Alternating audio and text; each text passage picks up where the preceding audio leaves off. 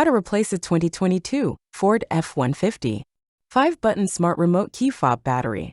Now here's Sergeant Locksmith to show you how.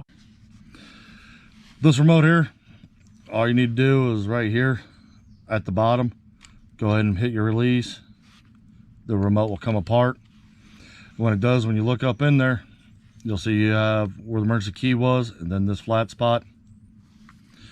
I'm gonna insert the key blade in the emergency spot. I'm only going to go in about 1/8 of an inch. You go in and just rotate it and you'll see the corner will pop up. Once that corner pops up, take your emergency key, push it up, the back opens. Here's your battery. It's a 2450. We're going to reassemble it. Put the battery in, positive side up. And you notice it doesn't want to stay in there. You will move the battery and it will actually sit under a little lip right there. Your back part of your remote is actually what holds the battery in.